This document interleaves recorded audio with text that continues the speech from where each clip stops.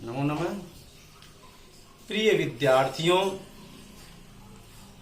जैसा कि आप लोग जान ही रहे हैं कि विश्व कवि रविंद्र यह प्रकरण चल रहा है और आप लोगों को पूर्व की कक्षा में विश्व कवि रविंद्र के शिक्षा और सांस्कृतिक क्षेत्र में किए गए उनके योगदान के विषय में बताया गया और किस तरह से वह अपने शिक्षा के प्रति जागृत हुए और कैसे वह उन्होंने अपने प्रतिभा का लोहा मनवाया।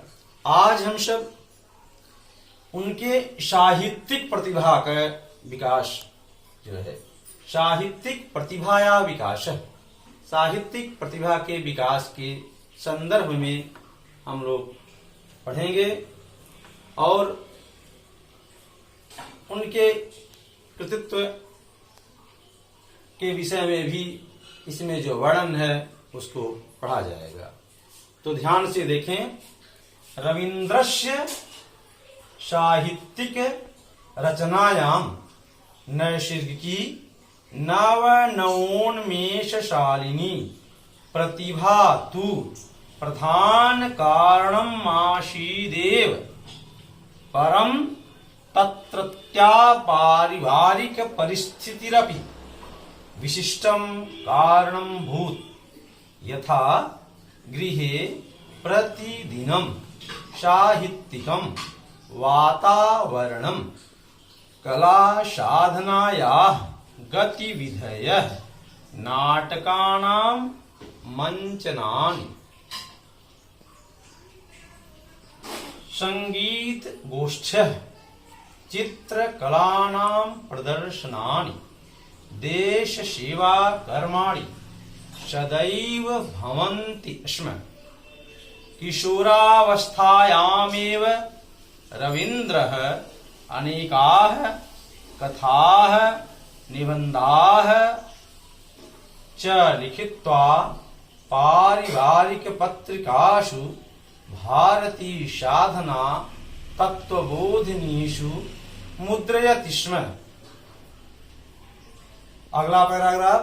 तेन च शैशव संगीतम, शांत संगीतम, प्रभात संगीतम, नाटकेषु रुद्रचंडम, वाल्मीकि प्रतिभा गीतिनाट्यम, विसर्जनम, राजर्षि, चोखेरवाली, चित्रांगदा, कौड़ी, ओकमलः, गीतांजलि इत्यादयो बहवो ग्रंथाः विरचिताः। गीतांजलिः वैदेशिकैः नोबेल पुरस्कारेण पुरस्कृतश्च एवं बहूनि प्रशस्तानि पुस्तकानि बंग साहित्याय प्रदत्तानि। रवीन्द्रस्य प्रतिभा कथासु, कवितासु, नाटकेषु, उपन्यासेषु, निबन्धेषु समान रूपेण उत्कृष्टा दृश्यते। सत्यमेव गीतांजलिः चित्रांगदा कलादृष्ट्या महाकवेरुभेऽपि रचने वैशिष्ट्यमावहतः। 2033 शततमे ईस्वीयाब्दे महात्मा गांधी पुणे कारागारेऽवरुद्धः आसीत्। ब्रिटिश शासकाः अनुसूचित जातीयानां सवर्ण हिंदू जातीयेभ्यः पृथक् निर्वाचनाय प्रयत्नशीलाः आसन्। यस्य अस्पष्टम् उद्देश्य हिंदू जातीयानां परस्परं विभाजनम् आसीत्। बहुविरोधे कृते अपि ब्रिटिश शासकाः शान्तिं न लेभिरे। विभाजयितुं च प्रयत्नमाना एवासन्। तदा महात्मा गांधी हिन्दुजातेष्वैक्यम् अस्थापयितुं कारागारे आमरणम् अनशनं प्रारभत। गुरुदेवस्य रवीन्द्रनाथस्य चानुमोदनम् ऐच्छत्। यतश्च महात्मा गान्धी गुरुदेवस्य रवीन्द्रस्य केवलम् आदरं नाकरोत्, अपितु यथाकालं समीचीनं सम्मत्यै मुखम् अपि ईक्षते स्म। महात्मा एनं कवीन्द्रं रवीन्द्रं गुरुम् अमन्यत। रवीन्द्रनाथः तन्त्रीपत्रे भारतस्य एकतायै सामाजिकाखण्डतायै च अमूल्य जीवनस्य बलिदानं सर्वथा समीचीनं। परं जनाः दारुणायाः विपत्ते गान्धिनः जीवनम् अभिरक्षेयुः इति लिखित्वा प्रत्युदरत्। रवीन्द्रः आमरणस्य अनशनस्य समर्थनम् एव न कृतवान्, अपि तु प्रायोपवेशने प्रारब्धे पुणे कारागारं च गतवान्। अगला पैराग्राफ। एवं बहुवर्णिकं गरिमामण्डितं साहित्यिकं सामाजिकं दार्शनिकं लोकतान्त्रिकं जीवनं तस्य काव्यमिव मनोहारि, सर्वेभ्यः कल्याणकारी, प्रेरणादायी चाभूत्। 41+19 ईस्वीयाब्दे अगस्तमासस्य 7 दिनाङ्के 7 अगस्त 1941 रवीन्द्रस्य पार्थिवं शरीरं वैश्वानरं प्राविशत्। अद्यापि गुरुदेवस्य रवीन्द्रस्य वाक् काव्यरूपेण अस्माकं समक्षं स्रोतस्विनी इव सततं प्रवहत्येव। अधुनापि करालस्य कालस्य करो अपि वाचं मूकीकर्तुं नाशकत्।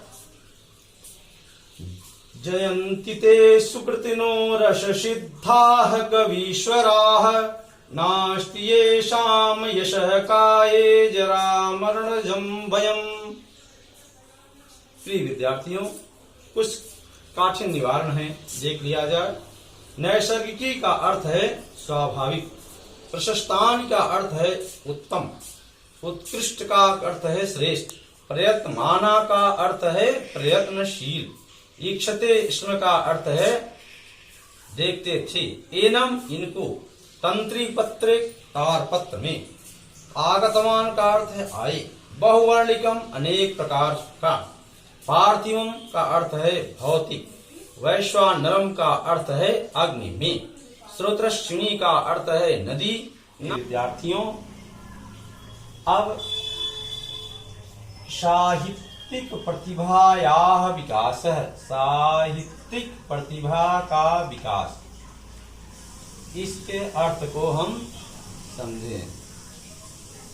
रवीन्द्रस्य, रवीन्द्र का, साहित्यिक रचनायाम, साहित्यिक रचना में, नैसर्गिकी स्वाभाविकी, नव नवोन्मेषशालिनी, नव नवोन्मेषशालिनी, नव नव उन्मेषशालिनी, नए नए उन्मेषशालिनी, विचारों को व्यक्त करने वाली।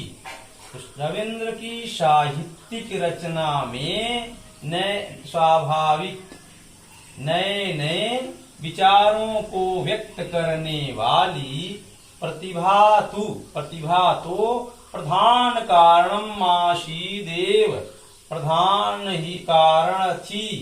रवीन्द्र की साहित्यिक रचना में स्वाभाविक नए नए विचारों को व्यक्त करने वाली प्रतिभा तो ही प्रधान कारण थी। परम लेकिन तत्त्या पारिवारिक, यहाँ का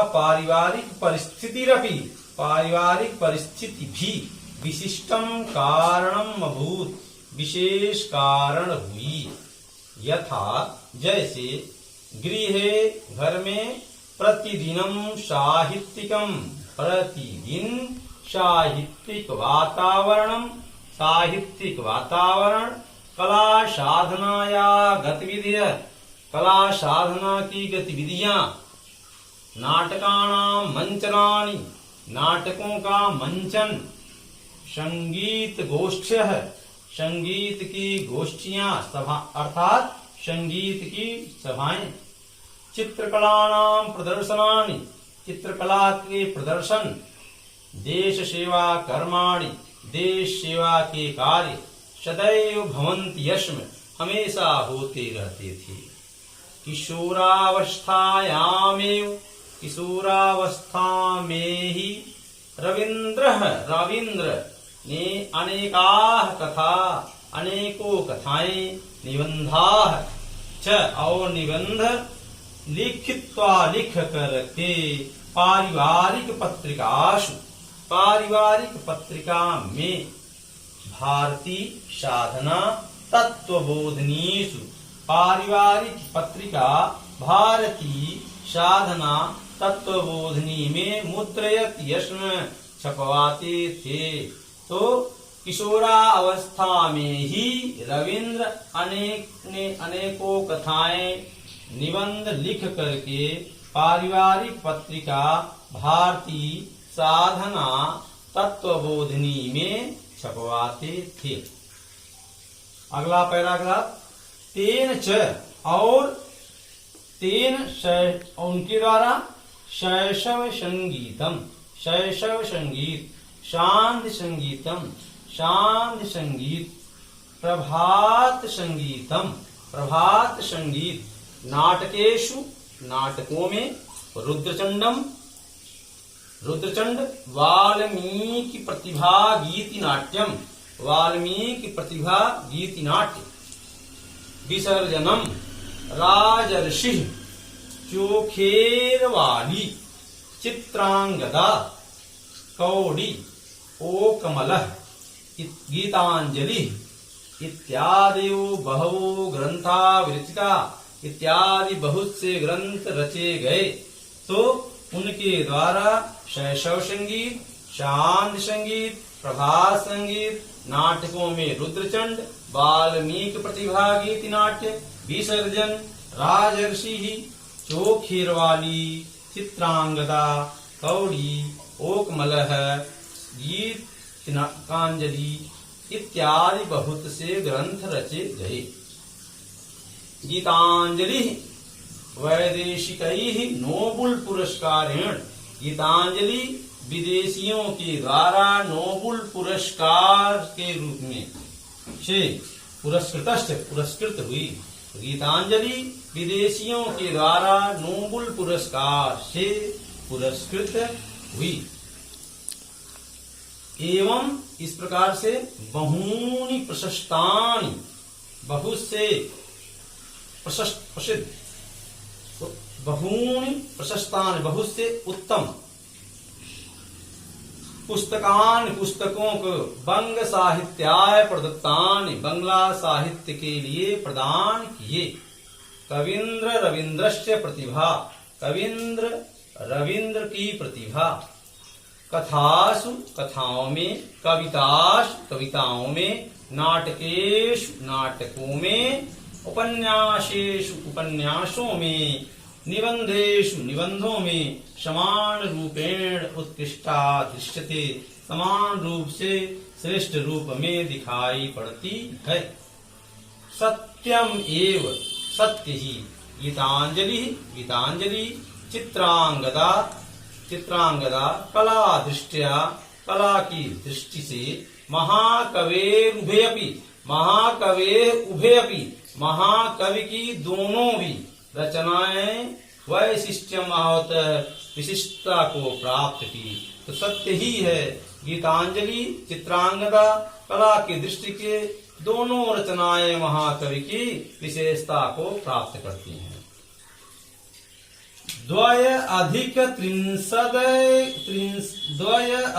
त्रिंशद अधिके एकोनविंशे ध्यान देने योग्य बात है।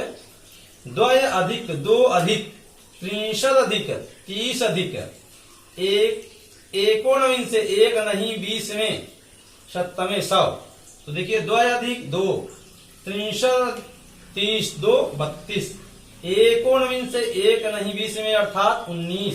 तो हुआ क्या 19 शतमे 100 1932 में।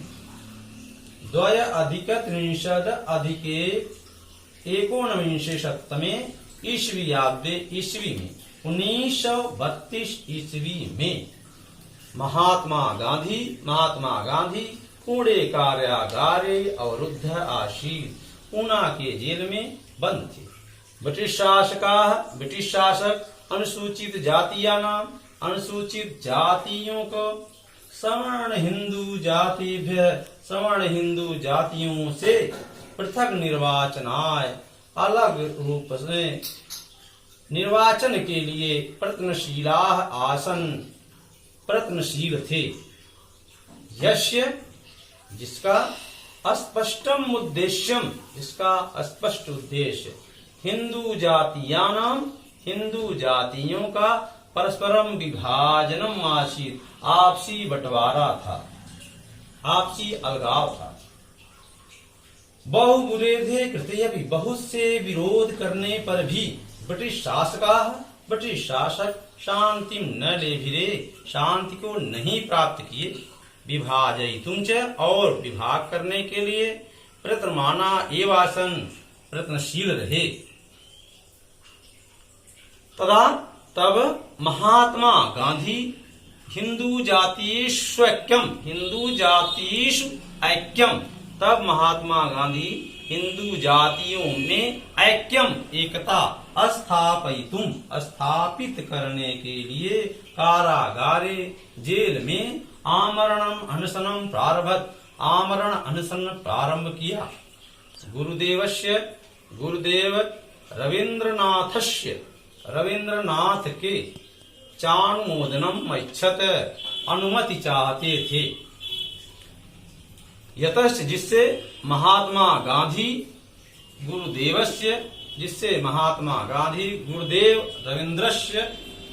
गुरुदेव रविंद्र का केवलम आदरमेव ना करो, केवल आदर ही नहीं किए, अपितु बल्कि यथा कालम, उचित समय पर, समीचीनम सम्मत्यै, उचित विचारों से, मुखम अति इच्छते, बात भी किया करते थे।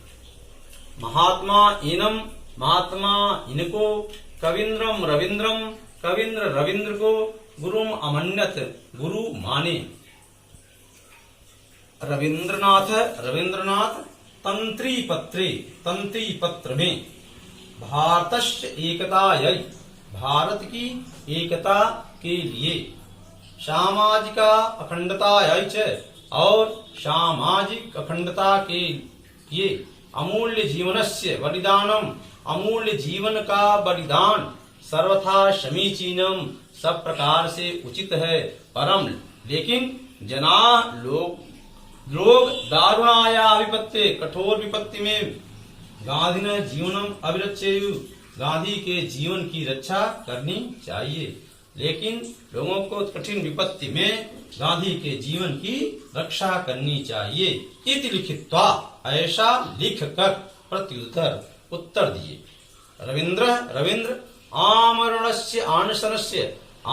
अनशन का समर्थनम एवं न कृतवान, समर्थन ही नहीं किए, अपितु प्राय उपवेशने और प्राय उपवेशन के प्रारंभ होने पर पुणे कारागारम च गतवान, पुणे के कारागार में भी गए। प्रिय विद्यार्थियों, अगला पैराग्राफ देखें। एवं इस प्रकार से बहुवर्णिकम, बहुत प्रकार से वर्णित, गरिमा गरिमा से गौरव से सुशोभित, साहित्यिक, सामाजिक, दार्शनिक, लोकतांत्रिक, जीवनम जीवन तस्य उनके काव्यम इव काव्य की तरह मनोहार मन को हरण करने वाला सर्वेभ्य कल्याणकार प्रेरणादायी चा भूत सब प्रकार से कल्याणकारी और प्रेरणादायी हुआ। तो प्रिय विद्यार्थियों ध्यान दें, इस प्रकार बहु प्रकार से वर्णित गरिमा से सुशोभित साहित्यिक सामाजिक दार्शनिक लोकतांत्रिक जीवन उनके काव्य की तरह मन को हरण करने वाला मनोहारी सर्वेभ्य और सभी के लिए कल्याणकारी प्रेरणादायी हुआ। एक चत्वारिंशधिके एकोनविंशे शततमे विद्यार्थियों यहाँ बहुत ध्यान से देखें, एक चत्वारिंशद कहते हैं 40, तो 40 अधिक कितना हुआ 41, 1 और 40 अधिक हो जाए कितना हो जाएगा 41। फिर है 19 एक नहीं 20 में अर्थात 19 कितना शततमे 100, तो कितना हो गया 1941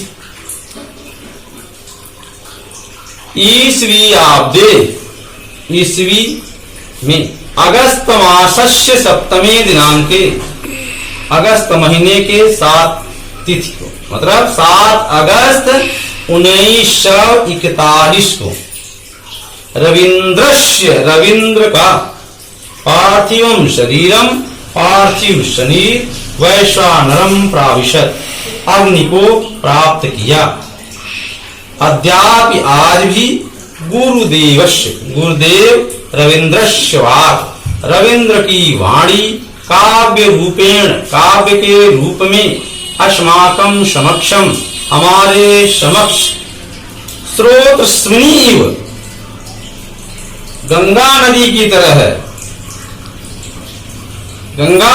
की तरह सततम प्रवहत्येव हमेशा प्रवाहशील है हमेशा बह रही है।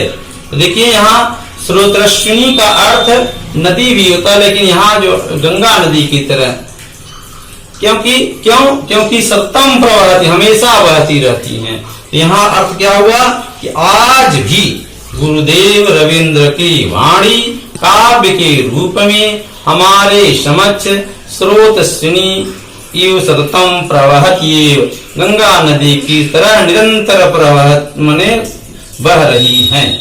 अधुना अपि आज भी करालस्य कालस्य कठोर काल के करो अपि हाथ भी वाचम वाणी को मुकी कर्तम नाशकत चुप नहीं करा सका। श्लोक पर ध्यान दें। जयंति ते सुकृतिनो रसिद्धा कविश्वरा जय हो।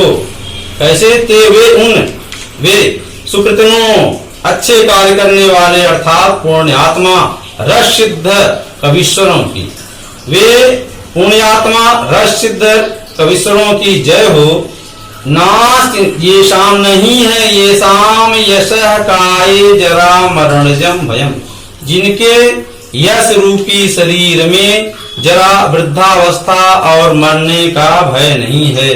तो अर्थ क्या पूरा हुआ कि वे पुण्यात्मा रसिद्ध कविश्वर की जय हो जिनके यश रूपी शरीर में वृद्धावस्था और मरने का भय नहीं है। प्रिय विद्यार्थियों अब आप कुछ अभ्यास के प्रश्न देख लें। गीतांजलि कस्य रचना अस्ति। गीतांजलि रवीन्द्रनाथस्य रचना अस्ति। कः रवीन्द्रनाथं गुरुम् अमन्यत। महात्मा गांधी रवीन्द्रनाथं गुरुम् अमन्यत। कला दृष्टया के रचने वैशिष्ट्यम् आवहत। कला दृष्टया गीतांजलि चित्रांगदा च रचने वैशिष्ट्यम् आवहत। गांधिन जीवनम अभिरक्षेयुः इति कः कुत्र अलिखत् गान्धिना जीवनम् अभिरक्षेयु इति विश्वकवि रवीन्द्रः तन्त्री पत्रे अलिखत्। विश्वकवि इति कस्य उपाधिः अस्ति? विश्वकवि इति रवीन्द्रनाथस्य उपाधिः अस्ति। प्रिय विद्यार्थियों, इस प्रकार से आज का प्रकरण विश्वकवि रवीन्द्र समाप्त होता है और हम लोग विश्वकवि रवीन्द्र जो हमारा प्रकरण है इसमें हमने इनके शिक्षा, साहित्यिक क्षेत्र और सांस्कृतिक क्षेत्र के विषय में पढ़ा गया। इन्होंने अपने अभूतपूर्व लगन से भारत को एक नई दशा के और दिशा दी और अपने गरिमा से मंडित किया। अपने सामाजिक, सांस्कृतिक और दार्शनिक और लोकतांत्रिक जीवन को काव्य के रूप में ही सृजित किया, जिसका आज समग्र देश ऋणी है और उसके ज्ञान से अब सिंचित हो रहा है। विद्यार्थियों, यह पाठ हमें यह बताता है कि मनुष्य को कभी भी हार नहीं माननी चाहिए, सदैव प्रयत्नशील रहना चाहिए और यदि बालक की रुचि जिसमें न हो उसको दूसरे तरीके से पढ़ाने का, दूसरे तरीके से उसी काम को करने पाने का प्रयास करना चाहिए और धीरे धीरे उसकी रुचि को उसमें जागृत करने का प्रयास करना चाहिए, जिससे धीरे धीरे उसकी रुचि बढ़ती जाती है और वह बढ़ जाती है। जिस तरह से विश्वकवि रवीन्द्र के पिताजी उनको उस स्थान से हटाकर नए नए तरीके से पढ़ाया और धीरे धीरे उनकी रुचि बढ़ती गई और आज समग्र समाज में उनकी ख्याति है और भारत देश को एक नया आयाम दिए। प्रिय विद्यार्थियों, इस तरह से हम लोग का यह पाठ पूर्णतया समाप्त हुआ। अब हम सब अगले कक्षा में पुनः मिलेंगे।